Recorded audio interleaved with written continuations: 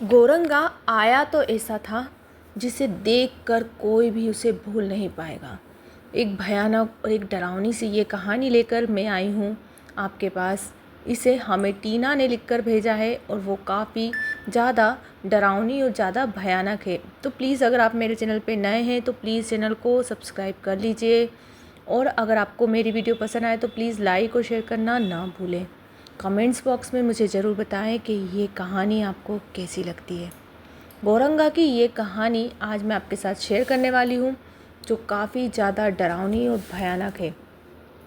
तो टीना ने हमें बताया कि हमारा जो एक गांव है बिहार के पास में, जिसकी ये कहानी लिखकर उसने भेजा है। उसकी कहानी ये है कि गांव में हम लोग सब काफ़ी छोटे थे, हमें नहीं पता था। अभी उसकी उम्र जो है अब करीबन 35 साल है, पर वो बताती है कि ये कहानी 30 साल पुरानी है।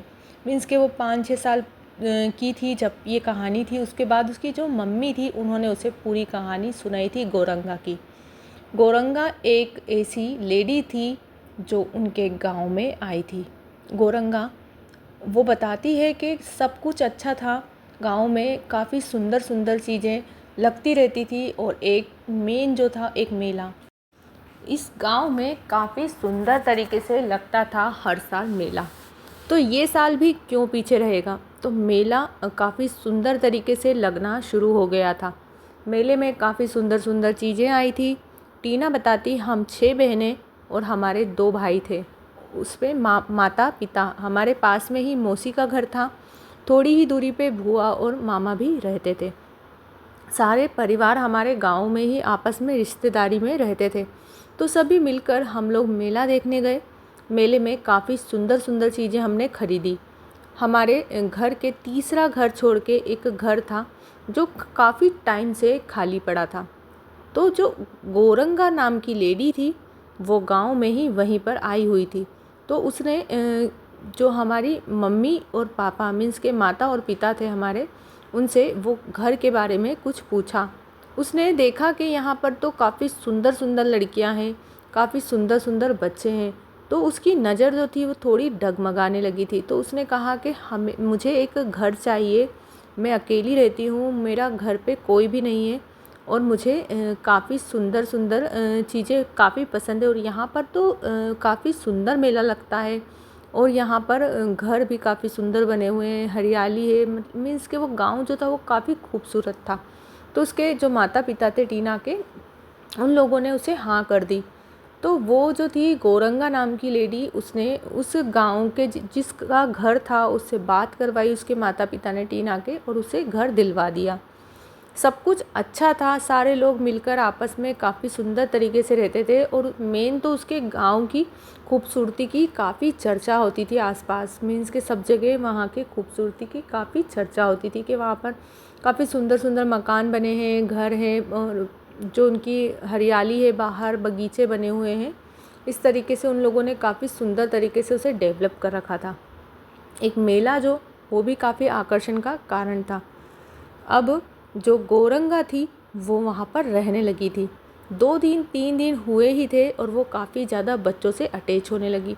मीन्स कि टीना बताती है कि मेरी जो बड़ी बड़ी बहनें थी वो काफ़ी खूबसूरत थी, उन लोगों से वो संपर्क में आने लगी। मौसी मामा की जो लड़कियाँ थी, बुआ की लड़कियाँ, वो भी काफ़ी सुंदर थी, उन लोगों से भी टच में आने लगी। उसी बीच दीदी की एक सहेली थी जो काफ़ी खूबसूरत थी, उसे वो अपने घर बुलाती है, और घर बुलाने के बाद वो उससे कुछ मिनट ही बात करती है और वो वहाँ पर उसके घर पर गिर जाती है। अब गिरने के बाद वो एकदम से चिल्लाती है गोरंगा, और गोरंगा को देखकर सभी लोग कहते हैं कि क्या हुआ। तो कहती है कि ये लड़की मेरे पास बात करने आई थी और यहाँ पर बेहोश हो गई है। तो गांव वाले उसे लेकर जाते हैं, जब तक पता चलता है कि वो नहीं रही। तो सभी घबरा जाते हैं कि ऐसा क्या हुआ था कि ये नहीं रही। गोरंगा ने अभी कुछ अपना मुंह नहीं खोला था, वो केवल यही बोल रही कि मैं इससे बात करते करते ये देली पर ही गिर गई। ठीक है, गांव वालों ने भी इतना नहीं मान करा, क्योंकि ये तो पहला ही केस था, अभी आगे बहुत कुछ होने वाला था। उसके बाद टीना बताती है कि धीरे धीरे वो और लड़कियों के संपर्क में आती थी, बच्चों के संपर्क में आती थी, पर वो जिसे भी हफ्ते में एक बार बुलाती थी वो बच्चा मर जाता था। मीन्स के वो बच्चा नहीं रहता था, उसका शिकार हो जाता था। उसने धीरे धीरे करीबन 15 से 20 बच्चों के साथ ये हादसा करा और उसका जो गांव वालों के प्रति व्यवहार था वो भी चेंज होने लगा। वो दरवाज़ा नहीं खोलती थी, अब वो घर में ही कुछ ना कुछ करती रहती थी, घर के बाहर कम निकलती थी। अब गांव वालों को इस पर काफ़ी शक होने लगा और काफ़ी ज़्यादा इस पे मतलब ताने मारने लगे, लोग उन्हें परेशान करने लगे थे। पर अभी भी इसने अपनी जो हरकतें थी वो नहीं छोड़ी थी।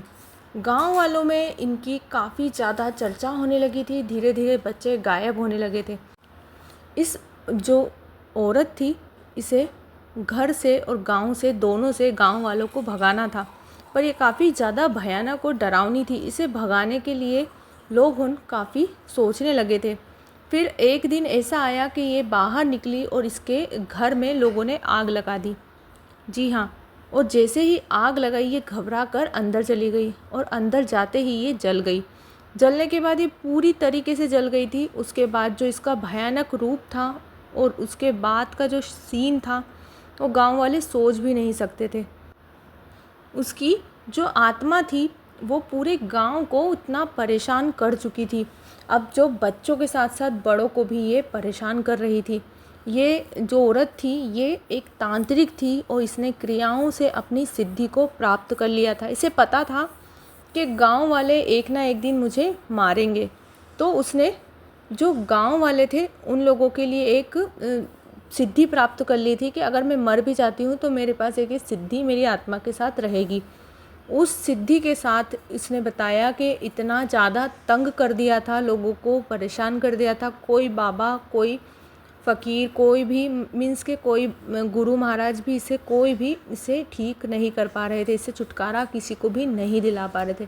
टीना ने बताया कि हमारे गांव की आबादी करीबन 1000 से 1500 थी और करीबन 500 से 400-500 बची थी। अब लोग परेशान हो गए थे इससे। फिर टीना ने बताया कि जो गांव के मुखिया थे उन्होंने सोचा कि जब ये किसी चीज़ से हो नहीं रही तो हम क्यों ना इस गांव को खाली कर देते हैं। तो उन लोगों ने धीरे धीरे अपने घर को खाली करना स्टार्ट कर दिया। करीबन 300 से 400 लोग यहाँ से चले जा चुके थे और अब जो थे केवल 100 लोग यहाँ पर बचे हुए थे। उसमें भी लोगों को डर था कि हम लोग भी इसका शिकार हो जाएंगे। तो उसमें टीना जो थी उसके माता पिता जो थे उन्होंने कहा कि हम लोग मेहंदीपुर बालाजी गए, जो काफ़ी छोटे स्तर पे बना हुआ था मंदिर, जब इतना विशाल नहीं था। पर हमारे जो लोगों के बीच में बातें हुई उस चीज़ से हमने जाना कि हल जो है वो वहीं मिलेगा।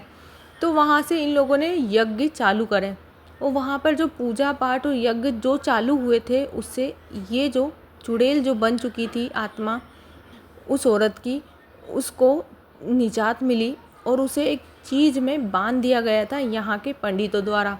तो करीबन 11 दिन ये अनुष्ठान चला और उस औरत से इन्हें पूरा छुटकारा मिला। उसके बाद ही जो गांव के बचे लोग जो बाहर चले गए थे वो लोग भी यहाँ आके बसे और उसके बाद इनका घर जो था, इनका गांव जो था वो हरा भरा फिर से होने लगा।